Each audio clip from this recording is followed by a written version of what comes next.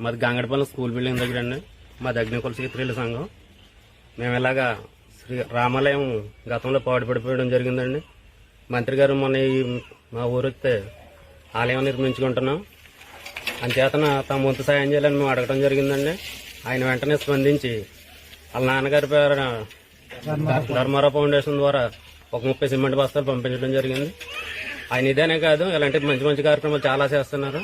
కావున ఆ భగవంతుడు ఎప్పుడు ఆయన్ని ఆశీర్వదించాలని కోరుకుంటూ ఈరోజు మరి యలమంచిలి మండలం గంగడపాలెం గ్రామంలో మన స్కూల్ బిల్డింగ్ దగ్గర అగ్నికుల క్షత్రియ సంక్షేమ సంఘం వారు రామాలయం పాడైపోయింది, నిర్మించుకోవాలనుకుంటే మన రామానాయుడు గారు మన బ్రిడ్జి ఓపెనింగ్ వచ్చిన టైంలో అడగగానే వెంటనే ఆయన స్పందించి 30 బస్తాల సిమెంటు ధర్మారావు ఫౌండేషన్ తండ్రి గారి ఫౌండేషన్ ద్వారా మన ఆయన గతంలో ఎన్నో అగ్నిహోత అయిన టీలీలకు కానీ వేరే తర్వాత గేదెలు కాలిపోయినా ఏది కాలిపోయినా ముందు ధర్మారావు ఫౌండేషన్ ద్వారా ఆయన స్వచ్ఛంద సంస్థ ద్వారా మొత్తం ఎవరికైనా ఏది సహాయం అందించాలని అందిస్తూ ముందుకు వస్తూ, అలాగే ఆలయాలు నిర్మించుకున్న ఒక అంబేద్కర్ బిల్డింగ్ నిర్మించుకున్న సిమెంట్ బస్తాల రూపంలోనూ ఇలాగే బియ్యం కానీ నిత్యావసర వస్తువులు ఇస్తూలో ముందుగా ఆ ఫౌండేషన్ ద్వారా ఇస్తున్నందుకు మరి తండ్రి గారి ఆశీస్సులతో పాటు ఈ యొక్క మా గంగడపాలెం గ్రామాల ఆశీస్సులు కూడా ఆయనకు ఉండాలని, మరి ఇప్పుడే మంత్రిగా కాకుండా ఇంకా గతంలో ఇంకా ఎన్నెన్నో పదవులు చేపట్టి ఈ యొక్క పాలకొల్లు నియోజకవర్గంలో మంచి అభివృద్ధి చేసే విధంగా ఆయనకి ఆ దేవుడు ఆశీస్సులు ఇవ్వాలని